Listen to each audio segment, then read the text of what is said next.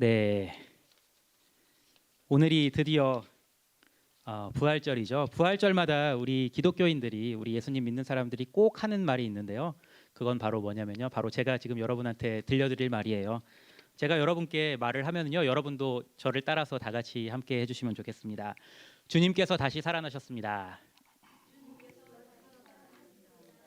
네, 오늘은 주님께서 다시 살아나신 기쁜 부활절입니다. 오늘 제가 오늘 예배 시간 설교를 통해서 여러분에게 던지고 싶은 질문은 이겁니다. 우리가 주님께서 부활하셨다는 기쁜 소식을 다 알고 있고 또 그것을 나누기를 정말 기뻐하고 있는데요. 우리끼리 이렇게 나누는 것에서 끝나면 안 되겠죠. 이 기쁜 소식을 우리가 다른 사람들에게 전해야 할 텐데 우리는 도대체 이 기쁜 소식을 어떻게 전해야 할까요? 여러분은 주님께서 다시 부활하셨다는 이 기쁜 소식을 누구에게 어떻게 전하고 계십니까? 2000년 전에 베드로가 예수님의 부활을 직접 목도한 예수님의 제자였잖아요. 예수님의 제자였던 베드로가 2000년 전에 주님께서 부활하셨을 때 어떻게 주님의 부활을 전했는지 오늘의 사도행전 10장 본문을 통해서 함께 살펴보고자 합니다. 사도행전 10장은요, 특별히 저와 여러분에게 아주 특별한 본문인데요. 여러분이 왜 우리에게 사도행전 10장이 특별한 본문인지 대답하실 수 있으신가요? 다들 아실 텐데요. 제가 여러분 앞에 처음 선 날이 2021년 1월 31일이었어요. 2021년 1월 마지막 날에 제가 여러분 앞에 어떻게 섰냐면요. 담임 목사로 여러분 앞에 서지 않았죠. 청빙 최종 후보자로 제가 여러분 앞에서 설교를 했습니다. 그때 제가 여러분에게 전한 말씀이 사도행전 10장을 본문으로 했었습니다. 그때 제가 어떤 얘기를 여러분 앞에서 했냐면요. 고넬료와 베드로의 아름다운 만남 이야기를 제가 여러분께 들려드렸었죠. 왜 그 이야기를 들려드렸냐면요. 이런 마음에서 들려드렸습니다. 고넬료와 베드로의 아름다운 만남처럼 우리의 만남도 그렇게 아름다운 만남이 되기를 바라는 마음에서 제가 여러분에게 그 말씀을 사도행전 10장의 말씀을 들려드렸습니다. 우리의 만남이 그때부터 지금까지 아름답게 지속되고 있죠. 네, 그래서 저는 참 감사하고요. 여러분께도 참 감사하고 무엇보다도 우리의 만남을 계속 이렇게 아름답게 지속하게 해주신 우리 주 하나님께 감사합니다. 오늘은 베드로가 고넬료를 만나서 우리 주님의 부활을 전했을 때 무슨 말을 했는지를 본문을 통해서 함께 살펴보고자 합니다. 그리고 베드로가 고넬료에게 주님의 부활을 전했던 그 모습을 하나하나 뜯어보면서요. 우리도 어떻게 그리고 누구에게 우리 주님의 부활을 전해야 할지 생각하면서 또한 결단하는 시간을 가졌으면 합니다. 오늘 본문 첫 절입니다. 사도행전 10장 34절에서 베드로가 고넬료에게 입을 열어서 이렇게 말합니다. 내가 참으로 하나님은 사람의 외모를 보지 아니하시고 각 나라 중 하나님을 경외하며 의를 행하는 사람은 다 받으시는 줄 깨달았도다. 베드로의 이 말을 가만히 생각해 보면요. 이 말 속에 여러 가지 의미가 들어있다는 사실을 생각할 수 있습니다. 어떤 의미가 베드로의 말 속에 담겨 있을까요? 먼저 베드로는 자신이 지금까지는 사람을 외모로 판단했다는 자기 반성을 하고 있는 것처럼 보여요. 가만히 이제 사도행전 10장 본문을 봐도 그렇고요. 가만히 이제 성경의 본문들을 가만히 보면은요. 우리가 정황상 추측해 볼 수 있는 사실이 하나 있습니다. 그건 바로 베드로가 예수 그리스도의 부활을 전했던 대상이 자신이 보기에 깨끗해 보이는 혹은 구원받을 만하다고 자신이 생각할 때 여겨졌던 그런 사람에게만 우리 주님의 부활의 소식을 베드로가 전했을 거라고 우리는 추측할 수 있습니다. 사도행전 10장에서 특별히 우리는 그런 실마리를 찾을 수가 있는데요. 제가 청빙 설교 때, 그러니까 2021년 1월 말에 여러분 앞에서 사도행전 10장을 본문으로 설교했을 때 제가 베드로가 본 환상에 대해서 여러분에게 들려드렸던 기억 나시죠? 베드로가 어떤 환상을 봤었나요? 하늘에서 보자기가 내려왔죠. 하늘에서 보자기가 내려왔는데 거기에 뭐가 담겨 있었냐면요. 고기들이 담겼어요. 고기들이 담겼는데 하늘에서 이런 소리가 들리는 거예요. 이 고기들을 먹으라고. 그럼 우리가 그냥 생각할 때는 그냥 먹으면 되지라고 생각할 수 있는데요. 베드로는 그때 상당히 의외의 대답을 합니다. 그 하늘에서 음성이 들려왔을 때 이렇게 베드로가 대답해요. 제가 그럴 수 없습니다. 주여, 그럴 수 없나이다. 속되고 깨끗하지 아니한 것을 내가 결코 먹지 아니하였나이다. 아마도 이거는 이제 그 당시 유대교의 관습과도 이제 관련된 것 같아요. 당시 유대교의 관습에 따르면요, 먹을 수 있는 고기가 있었고 먹을 수 없는 고기가 있었어요.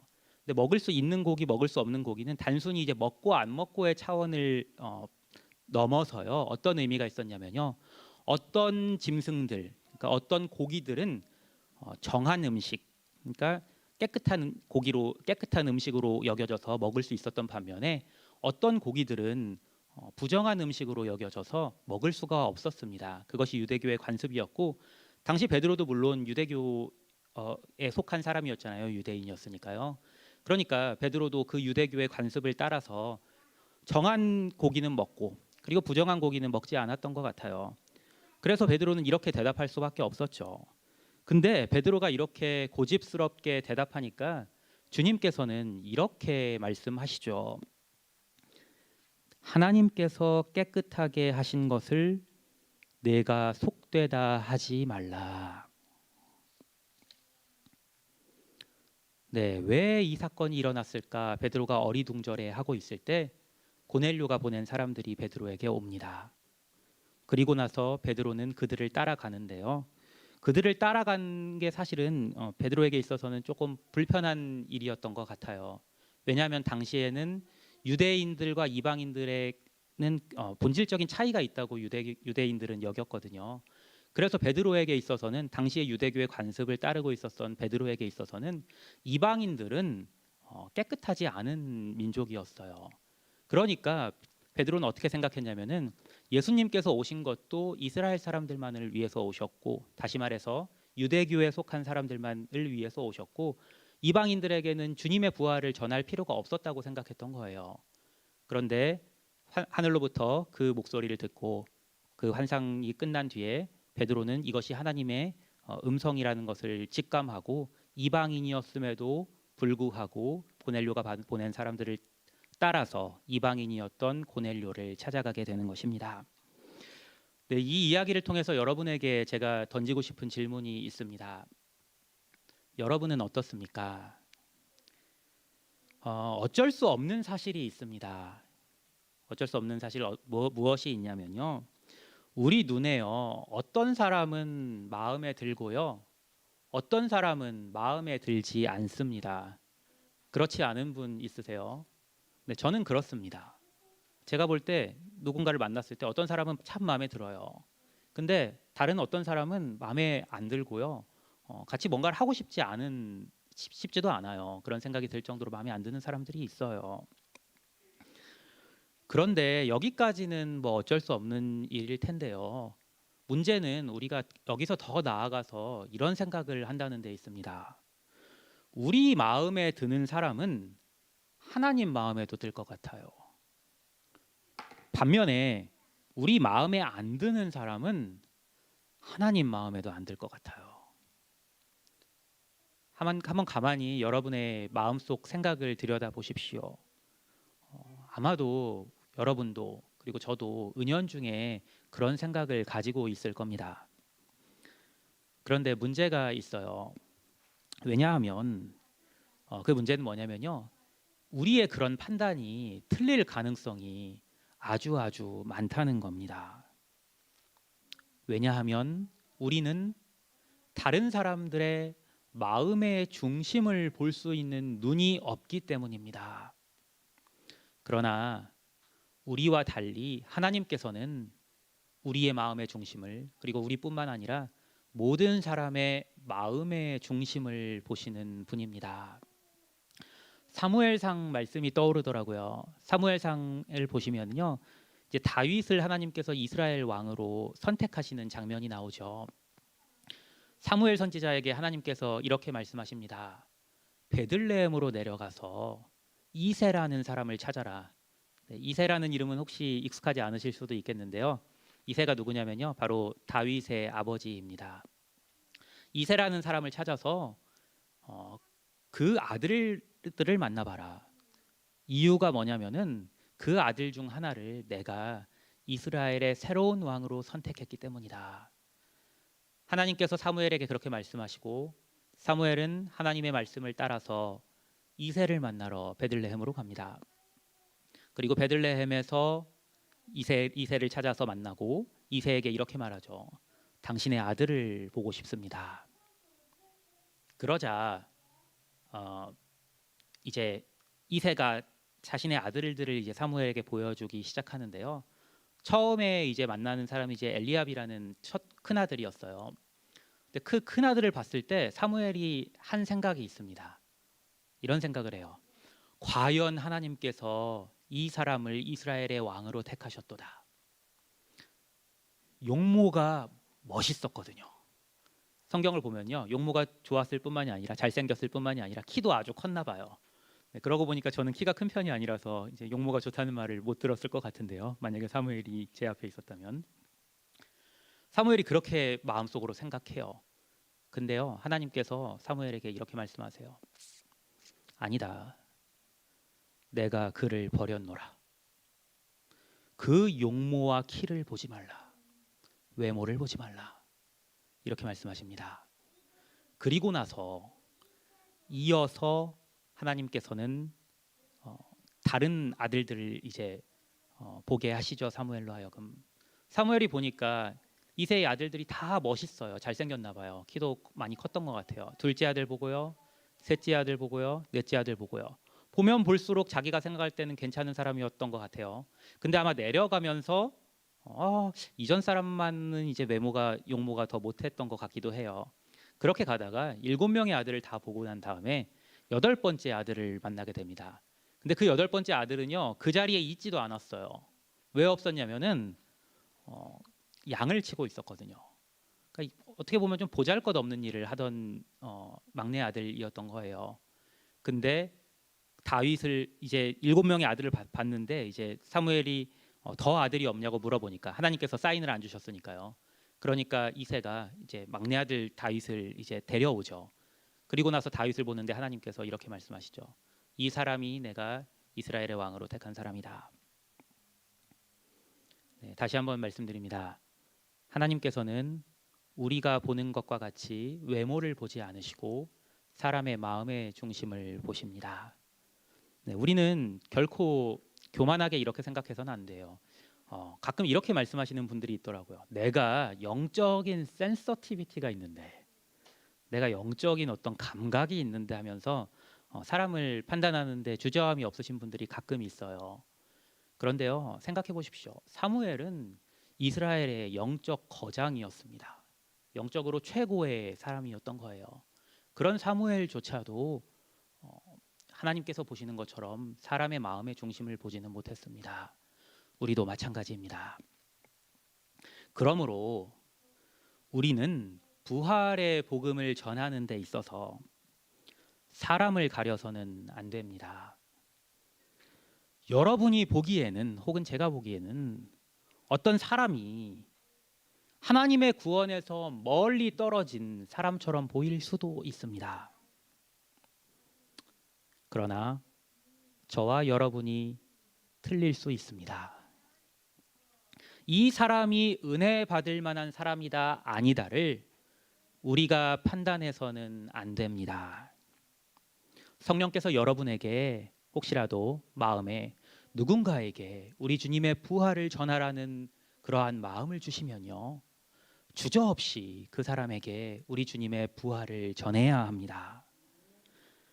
이 사람은 아닌데, 말해도 소용없는데, 이 사람은 구원받을 사람이 아닌데, 이렇게 생각하지 마십시오. 베드로가 들은 음성을 기억하십시오. 하나님께서 깨끗하게 하신 것을 내가 속되다 하지 말라. 교회 밖에서 부활의 복음을 전하는데 사람을 외모로 판단하지 말라는 말씀을 제가 방금 전에 드렸습니다. 여기에 더해서 교회 안에서 다른 지체를 어떻게 대해야 하는지를 덧붙여서 말씀드리고 싶습니다. 교회의 다른 지체를 함부로 정죄해서는 안 됩니다. 마음에 안 드는 부분들 이야기할 수 있습니다. 그러나 결코 하나님께서 이 사람을 이렇게 생각하실 겁니다. 이렇게 함부로 말해서는 안 됩니다. 나는 이 사람을 이렇게 생각한다를 말할 수는 있습니다. 하지만 우리는 우리의 입술로 하나님의 판단을 운운해서는 안 됩니다. 그것이 우리가 하나님 앞에서 가져야 할 기본적인 태도입니다. 판단은 하나님께 속한 것입니다. 두 번째로 베드로의 이 말 속에는 우리가 복음을 전해야 할 대상이 우리와 가까운 사람에 국한되지 않는다는 의미를 담고 있습니다. 베드로의 고백처럼 하나님께서는 각 나라 중 하나님을 경외하며 의를 행하는 사람은 다 받으십니다. 어떻게 받으신다고요? 다 받으십니다.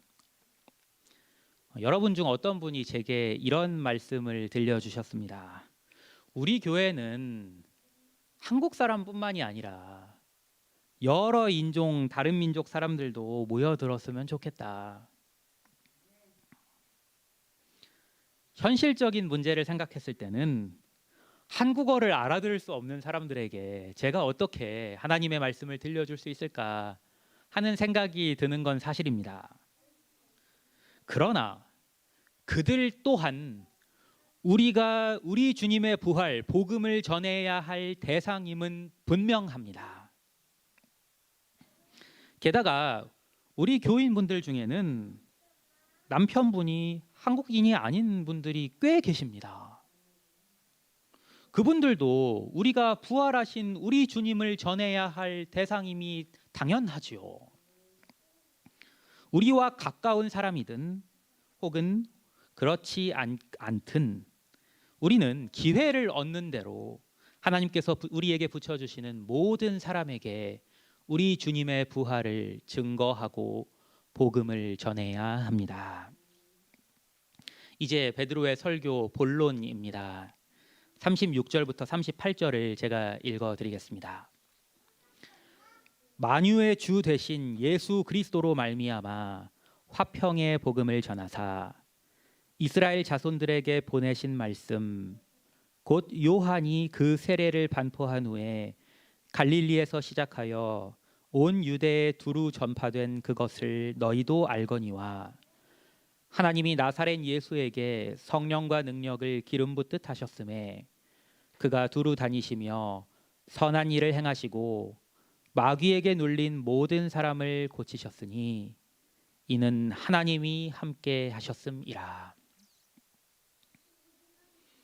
하나님께서 이스라엘 자손들에게 말씀을 보내셨다고 베드로는 말합니다. 말씀을 보내셨다는 게 무슨 뜻입니까? 말씀이 육신이 되어서 오신 예수님을 통해서 하나님의 말씀이 온 땅에 흘렀다는 뜻입니다. 우리 교회의 이름이 뭐죠? 네, 웃으시는데, 네, 로고스 교회죠. 로고스가 무슨 뜻인지 아마 다들 아실 거예요. 헬라어로 로고스가 바로 말씀이라는 뜻입니다. 우리 교회는 이름 때문에라도 하나님께서 보내신 말씀이 늘 흘러나오는 교회여야 합니다. 이름대로 살아야죠. 이름대로 살아야 한다는 말을 하고 나니까 저는 이름대로 살고 있는지 한번 반성하게 되는데요. 여러분도 여러분 이름의 뜻이 다 있으실 거예요. 제 이름이 형주잖아요. 형주는 이제 빛날 형자에 두루 주자를 씁니다. 두루 빛난다는 뜻인데요. 네, 제가 두루 빛을 발하고 있는지 생각을 해보게 됩니다. 어떤 말씀이 우리 교회를 통해서 흘러나와야 합니까? 방금 전에 제가 읽어드린 본문에 따르면요, 예수님으로부터 나온 화평의 복음이 흘러나와야 합니다. 무엇이 화평의 복음입니까? 하나님이 나사렛 예수에게 성령과 능력을 기름 붓듯 하셨으며 그가 두루 다니시며 선한 일을 행하시고 마귀에게 눌린 자를, 여기서 눌린 자를이라고 하면은 제가 하나를 빠뜨렸네요.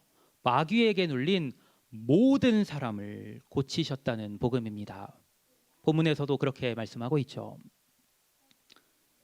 우리 주님께서는 마귀에게 눌린 모든 사람을 고치러 이 땅에 오셨는데, 우리는 어떤 사람을 가리켜서 이 사람은 마귀에게 눌린 속한 자야, 이런 식으로 말하면서 등을 돌리고 정죄해서야 되겠습니까?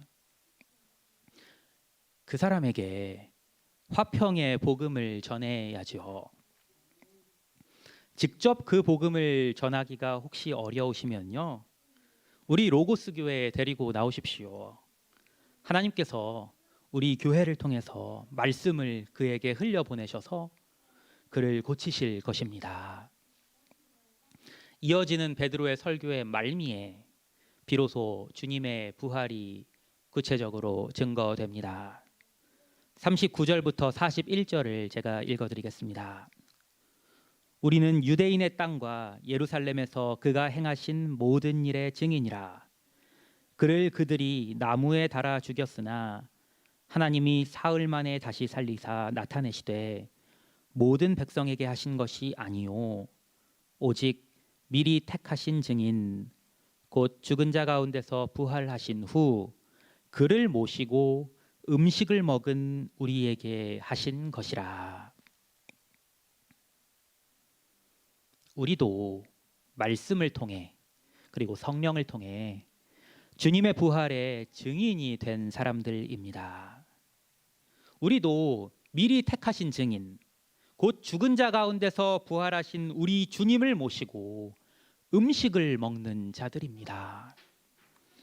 오늘 우리가 새로운 예배당에서 처음으로 예배를 드리기 때문에요, 제가 오늘 아침부터 아주 분주했습니다. 신경 쓸 게 아주 많았어요. 그런데도 불구하고 제가 굳이 오늘 이 분주한 날에 성찬식을 강행하는 이유가 있습니다. 오늘이 부활절이기 때문입니다. 베드로와 제자들과 같이 우리도 죽은 자 가운데서 부활하신 우리 주님을 모시고 음식을 먹기 위해서입니다. 부활절인 오늘부터 앞으로 매달 첫 주일에는요, 성찬의 자리를 가지려고 합니다. 이때 우리가 반드시 기억하고 생각해야 하는 사실이 있습니다. 우리가 성찬을 나눌 때 부활하신 우리 주님께서 우리와 함께 하십니다. 성찬의 자리에서 우리와 함께 하시는 주님께서 우리에게 성령을 통해 명하시는 음성을 다 들으시기 바랍니다. 오늘 본문 마지막 절 42절과 43절을 제가 천천히 봉독해 드리겠습니다. 우리에게 명하사 백성에게 전도하되 하나님이 살아있는 자와 죽은 자의 재판장으로 정하신 자가 곧 이 사람인 것을 증언하게 하셨고 그에 대하여 모든 선지자도 증언하되 그를 믿는 사람들이 다 그의 이름을 힘입어 죄 사함을 받는다 하였느니라. 아멘. 우리 주님께서는 우리에게 당신의 부활을 전하라고 하십니다. 이 부활을 믿는 사람들이 그의 이름을 힘입어 죄 사함을 받는다는 이 복음을 전하라고 우리에게 명하십니다. 지금 이 자리에서 우리는 주님의 부활을 이야기하고 있습니다. 그러나 주님의 부활을 이야기하는 것이 우리끼리의 이야기만으로 끝나서는 안 됩니다. 이 자리에서 주님의 부활의 소식을 함께 나누고 그리고 성찬을 함께 나눈 후에는 부활하신 주님을 모시고 빵과 포도주를 나눈 우리가 이제 주님의 부활을 증거하는 증인으로서의 삶을 살아야 합니다.